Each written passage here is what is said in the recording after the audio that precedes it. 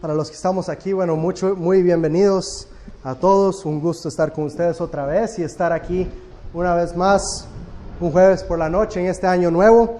Y con la verdad, el mensaje más importante que pudiera oír cualquier ser humano en su vida, ¿verdad? Ese mensaje es el mensaje del Evangelio, las buenas nuevas del Señor Jesucristo. Cómo Jesús vino para traer salvación al mundo.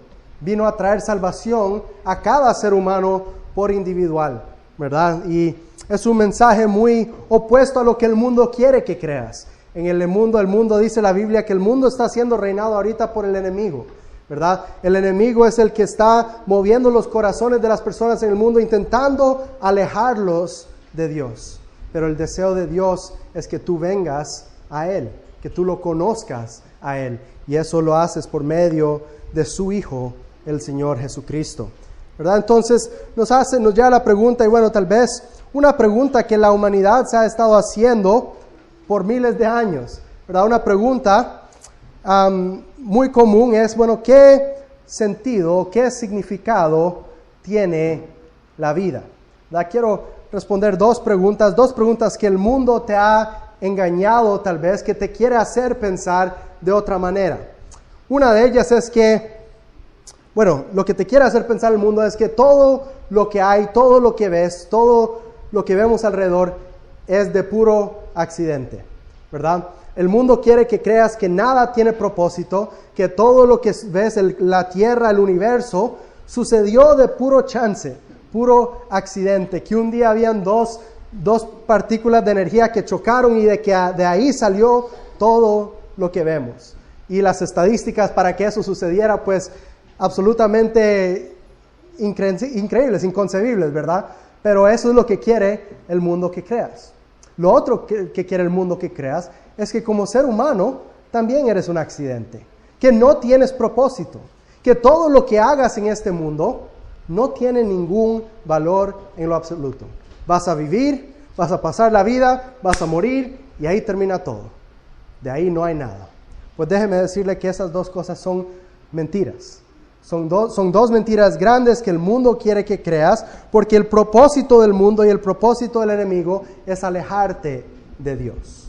¿Qué es lo que nos dice la Biblia? Pues si vas a la Biblia y vas a la primera página, te da la respuesta a la primera pregunta. En el principio creó Dios los cielos y la tierra. Y si siguieras leyendo en Génesis capítulo 1, verías cómo Dios va creando todo aspecto del universo, todo aspecto de la tierra, de los cielos y todo lo que hay a su alrededor.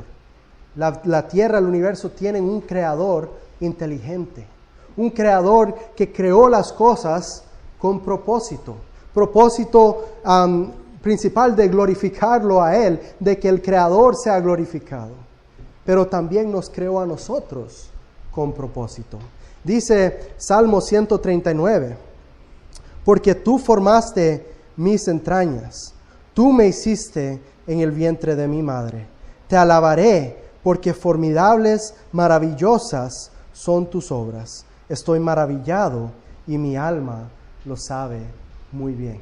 Dice la Biblia que el que nos creó a nosotros es el mismo creador del universo, Dios mismo.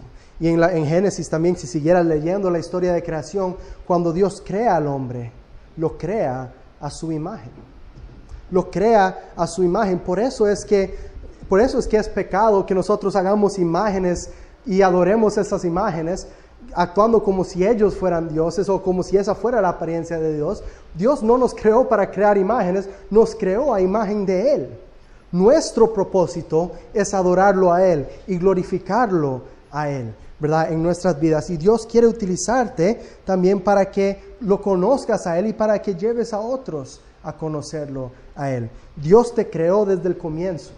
Desde antes de que alguien pudiera imaginar cómo te verías, Dios ya sabía justo cómo ibas a ser. Sabía justo la cantidad de pelos que iban a haber en tu cabeza desde principio a final de tus días. Sabía justo cómo ibas a aparecer y hasta el nombre que ibas a tener. Porque Dios te tenía planeado desde antes de que tú nacieras, desde antes de la creación de la tierra.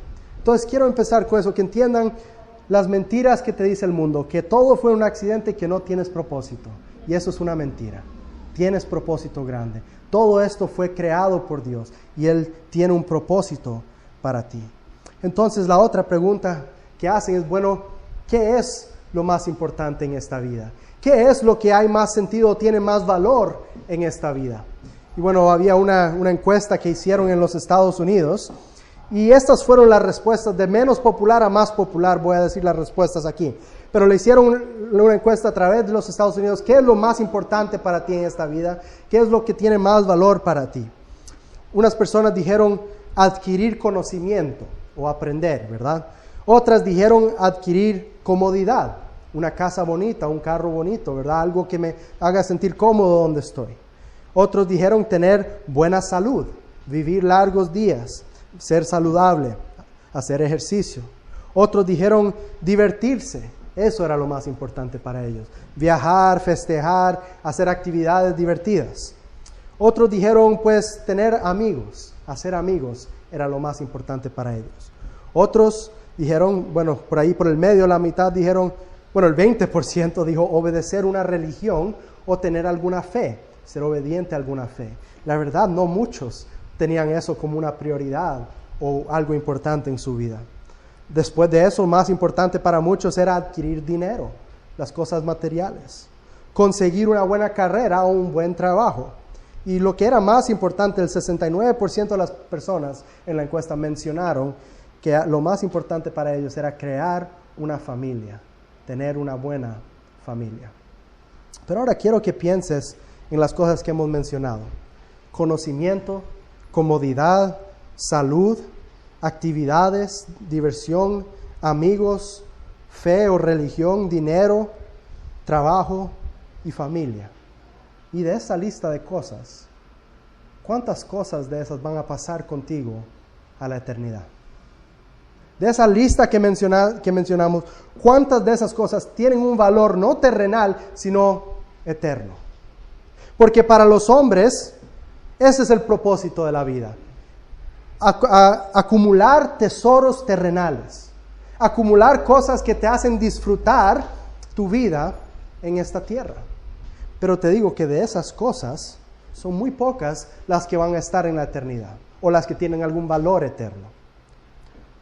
Tu conocimiento no va a importar para ese entonces, porque allá estaremos aprendiendo cosas nuevas y lo que aprendimos en la tierra no va a ser tan importante allá, excepto lo que hemos aprendido de la palabra de Dios, porque así llegamos a conocer a Dios. Pero allá lo conoceremos cara a cara.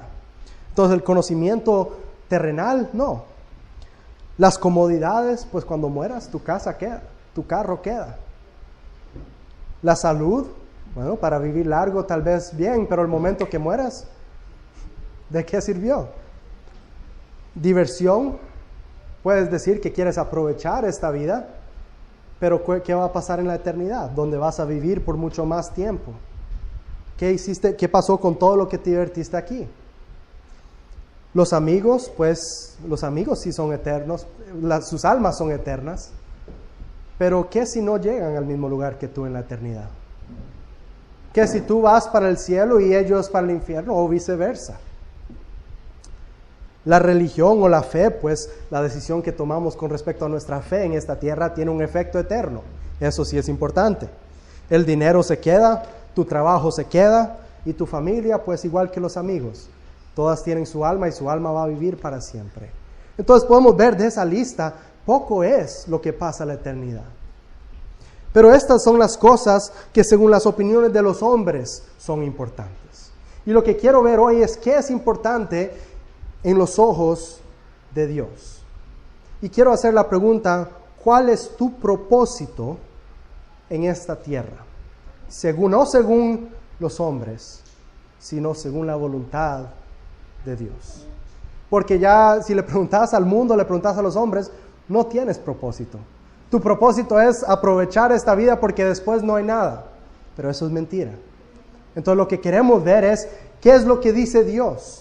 ¿Qué debería ser tu propósito en esta vida? Y yo me imagino que si estamos aquí esta noche, si has llegado a este lugar, es porque tienes algún interés en la palabra de Dios. Porque tienes algún interés en conocer cuál es la voluntad de Dios para tu vida. Entonces eso es lo que quiero ver hoy. Pero primero dice Mateo capítulo 5, versículo 19, en adelante dice, no os hagáis tesoros en la tierra, donde la polilla y el orín corrompen, y donde ladrones minan y hurtan, sino haceos tesoros en el cielo, donde ni la polilla ni el orín corrompen, y donde ladrones no minan ni hurtan, porque donde esté vuestro tesoro, allí estará también vuestro corazón. Entonces vemos aquí un versículo que yo leo, creo que a menudo, porque es un mismo versículo que yo uso para reenfocarme, para volver a poner mi mira cada día en las cosas importantes. Porque a veces como humanos nos distraemos, nos olvidamos de lo que es importante. Pero yo mismo tengo que volver a acordarme de estos versículos para recordar que lo que es importante no son las cosas que van a quedar en la tierra, sino lo que va a tener valor en lo eterno. Entonces, veamos entonces lo que dice también Primera de Juan 2, 15, 17. Dice, no améis al mundo ni a las cosas que están en el mundo. Si alguno ama al mundo, el amor del Padre no está en él. Porque todo lo que hay en el mundo, los deseos de la carne, los deseos de los ojos, la vanagloria de la vida, no proviene del Padre, sino del mundo. Y el mundo pasa y sus deseos. Pero el que hace la voluntad de Dios permanece para siempre. Entonces vemos aquí que lo importante no son las cosas del mundo, porque el mundo pasa, una y otra vez lo vimos, sino lo que va a permanecer para siempre es lo que se hace en la voluntad de Dios. Y eso es lo que quiero ver con ustedes. Quiero ver 4 puntos de cuál es la voluntad de Dios para tu vida según la Biblia, la palabra de Dios. Y la primera cosa es esta. Dios quiere que tengas o que seas salvo y tengas una relación personal con Él. Esto lo vemos en 1 Timoteo, su capítulo 2, sus versículos 1 al 6, dice, exhorto ante todo a que se hagan rogativas, oraciones, peticiones y acciones de gracias por todos los hombres, por los reyes y por todos los que están en eminencia, para que vivamos quieta y reposadamente en toda piedad y honestidad. Porque esto es bueno y agradable delante de Dios nuestro Salvador, el cual quiere que todos los hombres sean salvos y vengan al conocimiento de la verdad. Porque hay un solo Dios y un solo mediador entre Dios y los hombres, Jesucristo, hombre, el cual se dio a sí mismo en rescate por todos, de lo cual se dio testimonio a su debido tiempo. Y este es el mensaje del Evangelio, que Dios desea que todo ser humano lo conozca a Él personalmente. El problema es que nosotros hemos sido separados de Dios por nuestro pecado.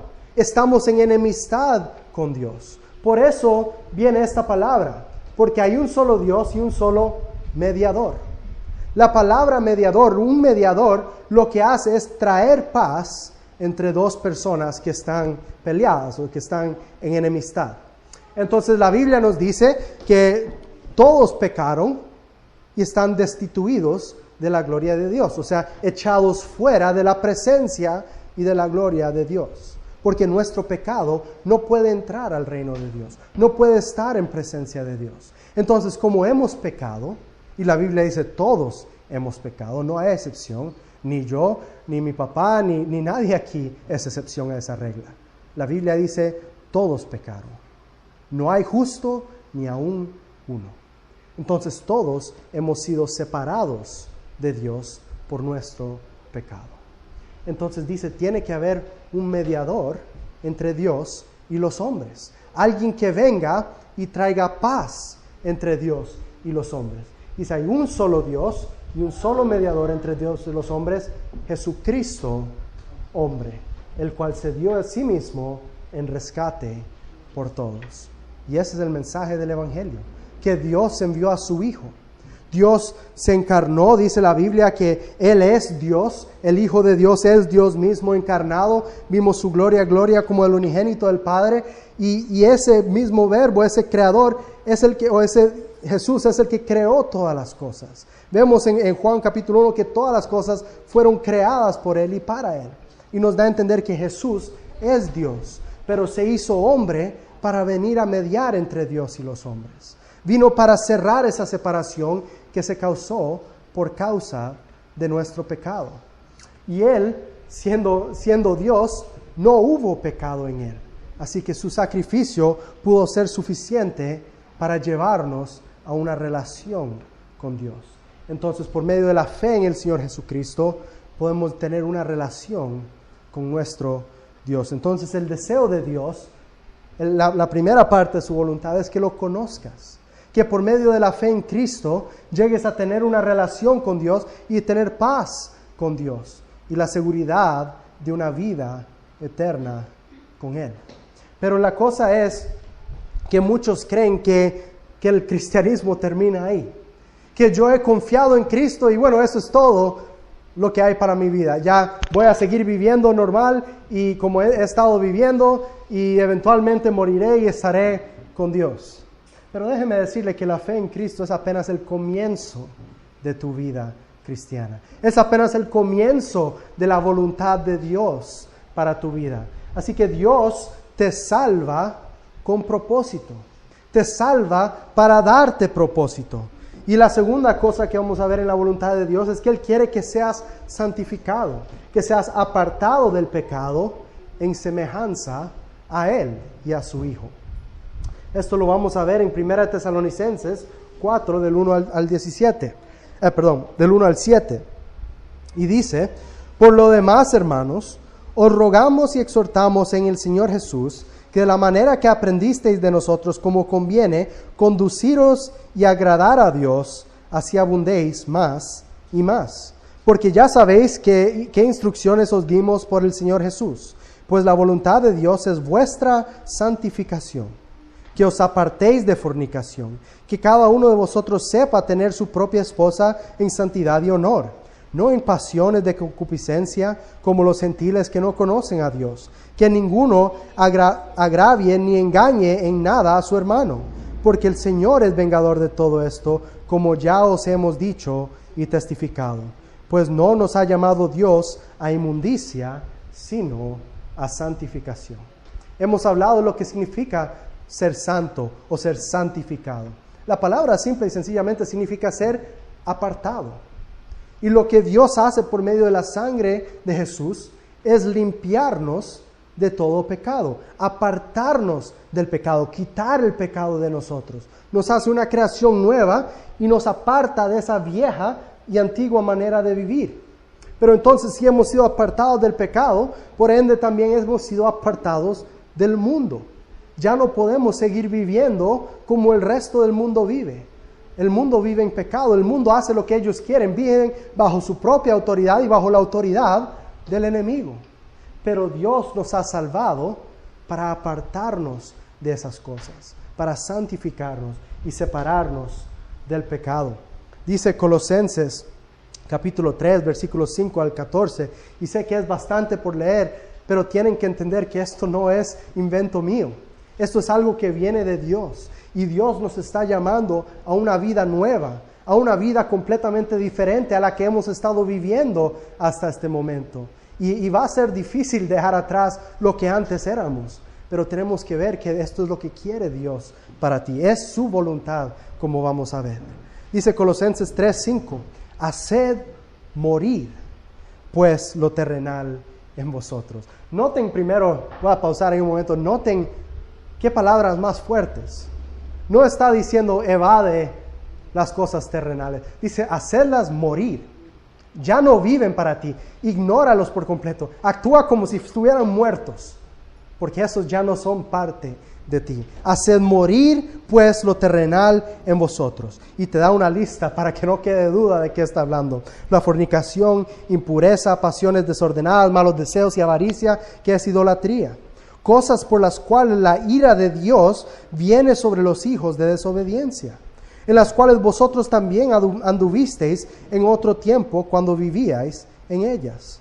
Pero ahora dejad también vosotros todas estas cosas: ira, enojo, malicia, blasfemia, palabras deshonestas de vuestra boca. No mintáis los unos a los otros, habiéndoos despojado del viejo hombre con sus hechos y revestido del nuevo, el cual conforme a la imagen del que lo creó, se va renovando hasta el conocimiento pleno, donde no hay griego ni judío, circuncisión ni incircuncisión, bárbaro ni escita, siervo ni libre, sino que Cristo es el todo y en todos. Vestidos pues como escogidos de Dios, santos y amados, de extrañable misericordia, de benignidad, de humildad, de mansedumbre, de paciencia, soportándoos unos a otros y perdonándoos unos a otros. Si alguno tuviere queja contra otro, de la manera que Cristo os perdonó, así también hacedlo vosotros. Y sobre todas estas cosas, vestíos de amor, que es el vínculo perfecto. Entonces, una persona que se ha arrepentido de su pecado y ha confiado en Cristo, deja atrás su pecado, deja atrás su viejo hombre, su vieja manera de vivir, y empieza a seguir el ejemplo de ¿quién? De Jesús, del mismo que los salvó, del creador de ellos y de la nueva creación. Y dice que vivamos según su ejemplo, en amor los unos por los otros, perdonándolos los unos por los otros y en todas las cosas misericordia y benignidad, como hemos visto, pero dejando atrás el pecado. Dios ya no quiere que sigas viviendo en esas cosas. Esas cosas, dice al comienzo, que son la razón por la cual la ira de Dios viene sobre los hijos de desobediencia. ¿Sabe? Una persona que no tiene a Cristo, dice Juan capítulo 3, versículo 36, la ira de Dios está sobre ellos. Y el momento, si esa persona muere sin Cristo, la ira de Dios cae sobre ellos. Y no hay manera de escapar la ira de Dios. Y Dios es justo y tiene que castigar el pecado. Pero Él castigó al pecado sobre su propio Hijo, el Señor Jesucristo. Tú no tienes que sufrir por tu pecado. Tú no tienes que sufrir la ira de Dios por causa de tu pecado, porque Jesús ya lo pagó. Pero si estás dispuesto a confiar en Él y seguirlo a Él, puedes ser salvo de esa misma ira. La tercera cosa que Cristo quiere para ti es que seas útil para sus propósitos viviendo en servicio a Él. Dice Romanos capítulo 6, versículo 8 al 13, dice, y si morimos con Cristo, creemos que también viviremos con Él, sabiendo que Cristo, habiendo resucitado de los muertos, ya no muere, la muerte no se enseñorea más de Él. Sabiendo que Cristo, habiendo resucitado de los muertos, porque en cuanto murió, el pecado murió una vez por todas, mas en cuanto vive, para Dios vive. Así también vosotros consideraos muertos al pecado, pero vivos para Dios en Cristo Jesús, Señor nuestro.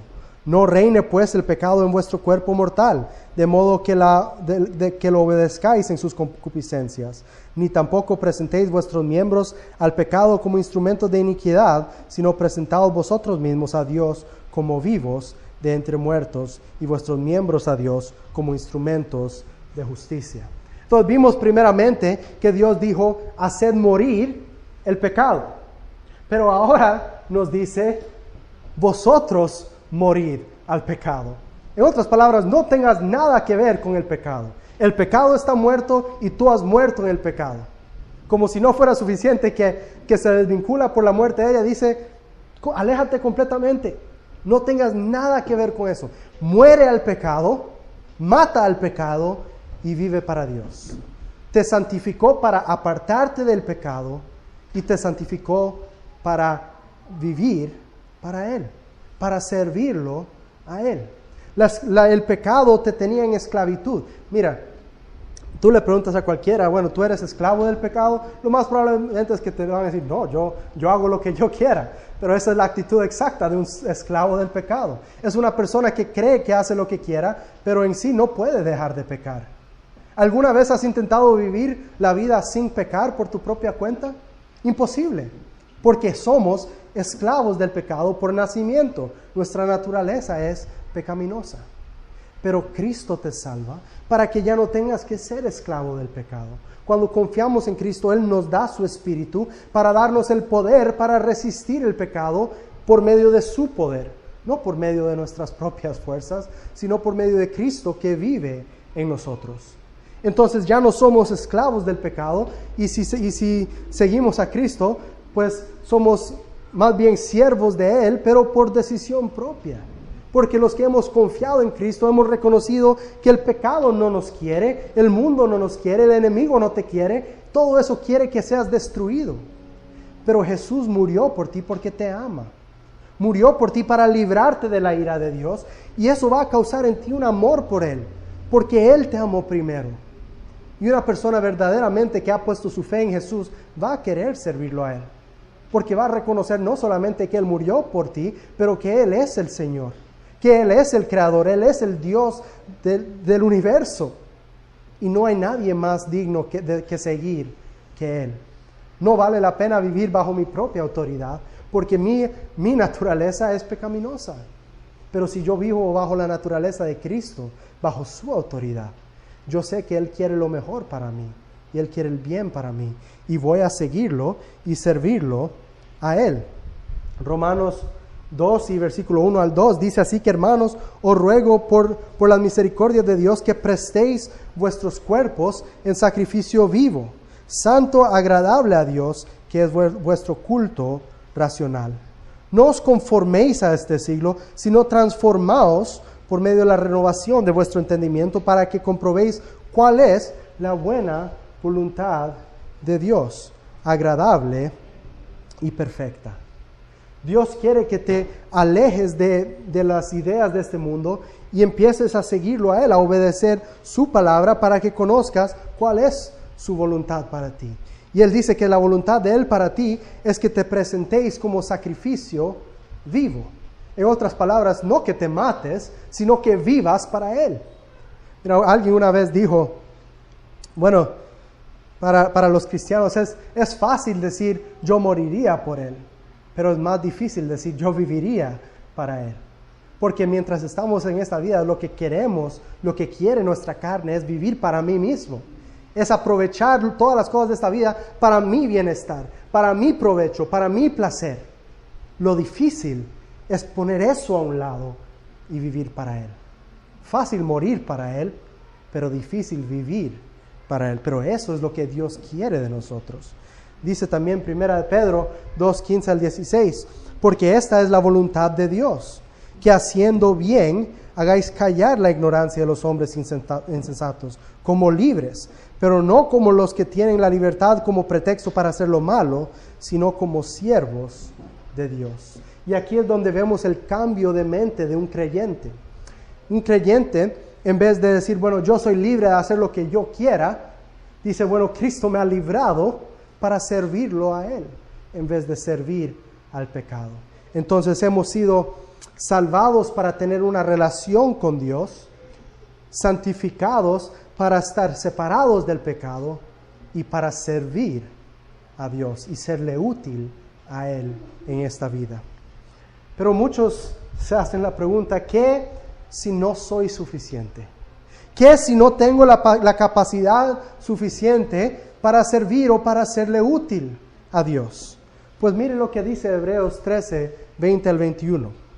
El Dios de paz, que resucitó de los muertos a nuestro Señor Jesucristo, el gran pastor de las ovejas, por la sangre del pacto eterno, os haga aptos en toda obra buena para que hagáis su voluntad, haciendo Él en vosotros lo que es agradable delante de Él por Jesucristo, el cual sea la gloria por los siglos de los siglos. Amén. ¿Quién es el que hace la obra? Dios.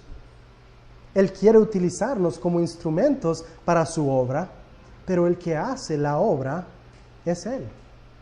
¿Qué si vas y tienes una madera ahí que tienes que cortar en cuadritos y pones un serrucho ahí y dices, bueno, serrucho, vuelvo en media hora, quiero ver esta madera cortada cuando vuelva?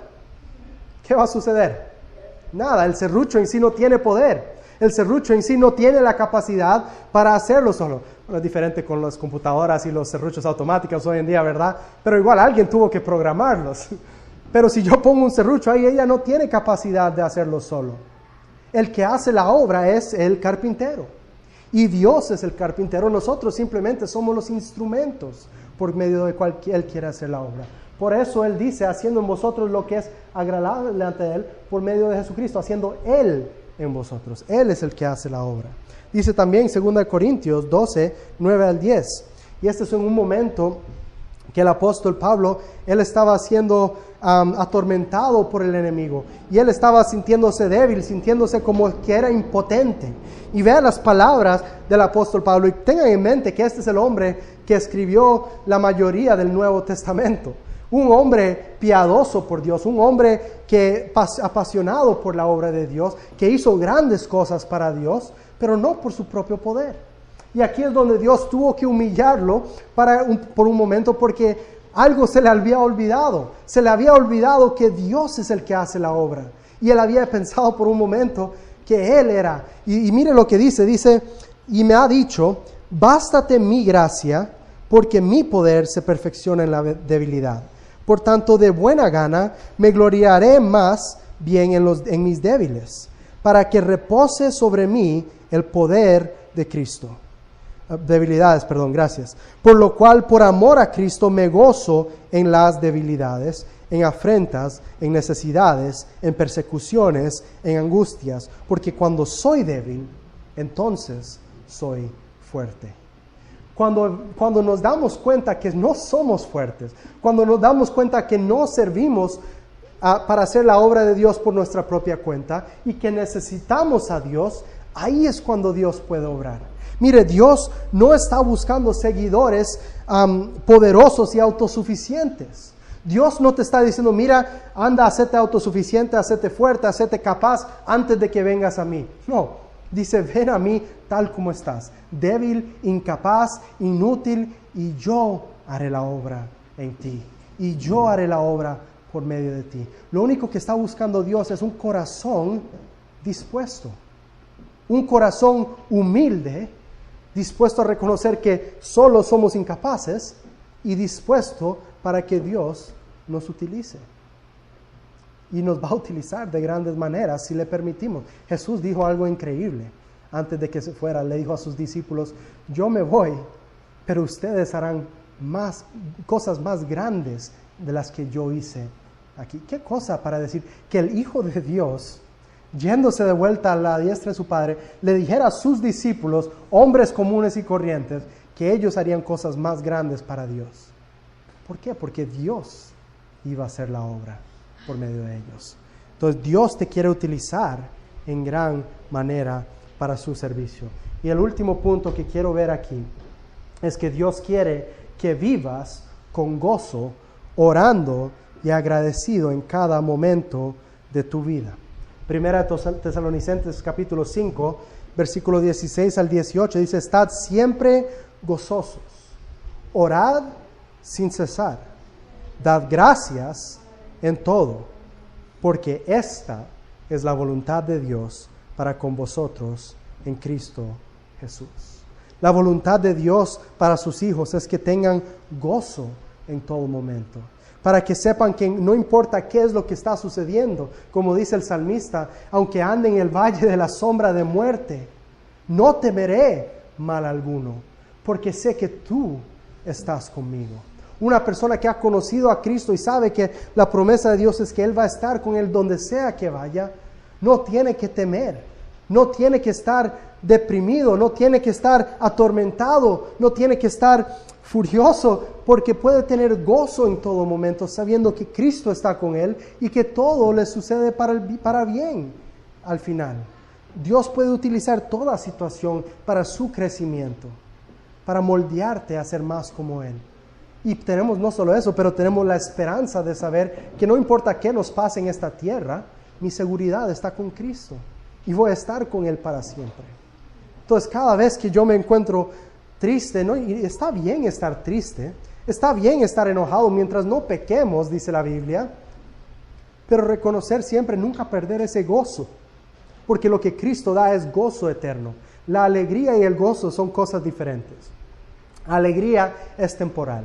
Alegría es dependiente de las cosas a nuestro alrededor. Gozo proviene solamente de Dios. Y es algo que podemos tener a pesar de lo que hay a nuestro alrededor.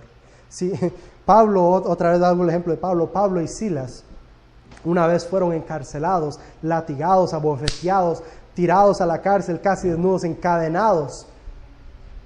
Ahora, ¿quién pudiera tener gozo en ese momento?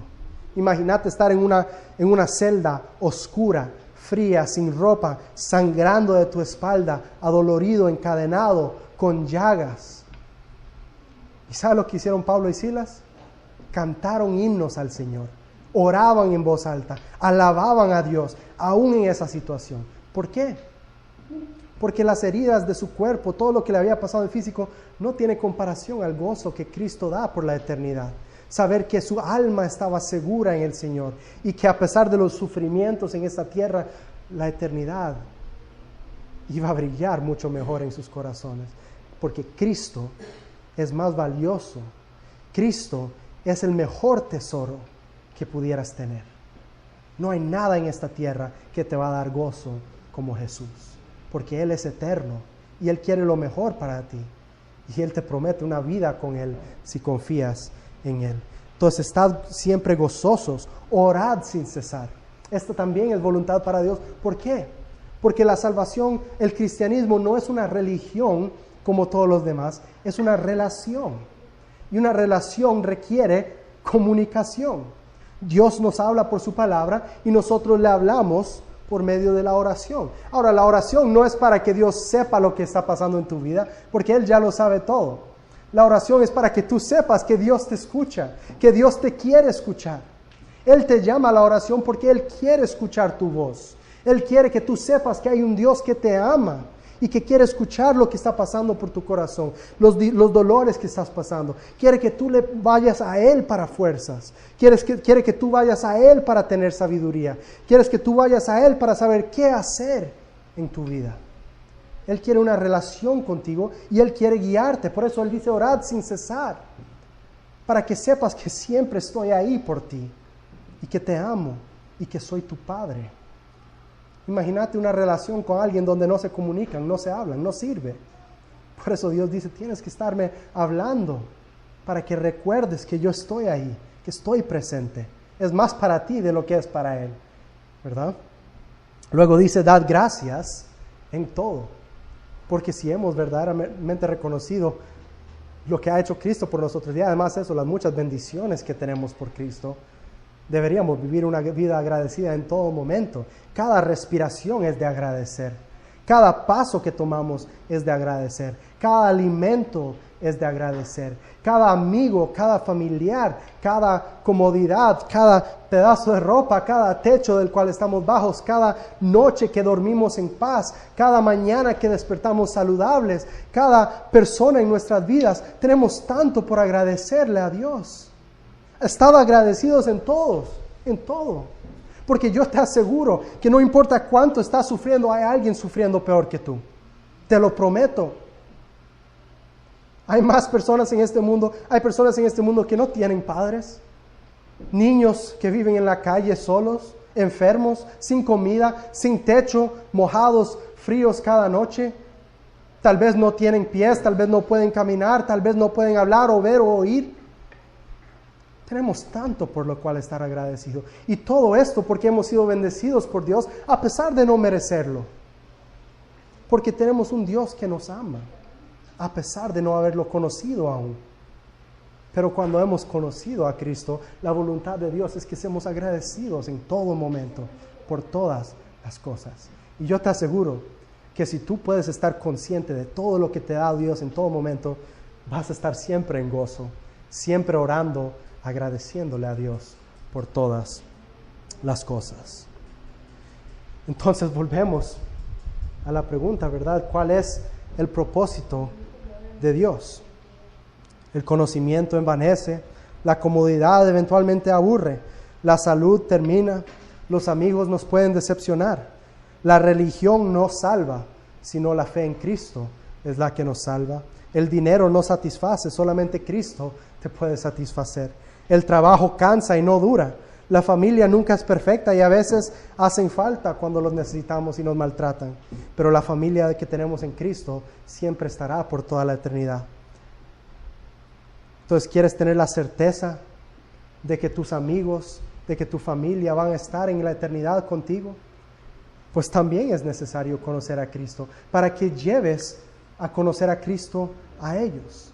para que Dios te salve primero de tu pecado, lo conozcas a Él personalmente, te aparte de tu pecado para servirlo a Él y te dé un propósito en esta vida de ser útil para la predicación de su evangelio.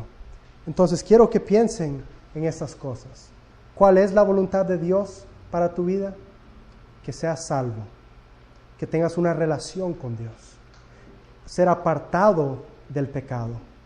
La salvación viene con arrepentimiento, ¿verdad? Tenemos que arrepentirnos de nuestro pecado y confiar en Cristo, ser salvos y apartarnos del pecado. Luego, vivir en ejemplo de Cristo, sirviéndolo a Él. Y finalmente, estad gozosos siempre, orad sin cesar y estad agradecidos por todas las cosas. Esa es la voluntad de Dios para tu vida. Y yo te prometo que si tú te enfocas de hoy en adelante en buscar estas cosas en tu vida, vas a vivir una vida satisfactoria, una vida de valor, una vida donde no solamente ves el valor de la vida, sino que ves el valor tuyo ante los ojos de Dios. Un Dios que te ama y quiere cambiar tu vida por completo, pero solamente lo puede hacer si estás dispuesto a someterte a Él por medio de la fe en el Señor Jesucristo.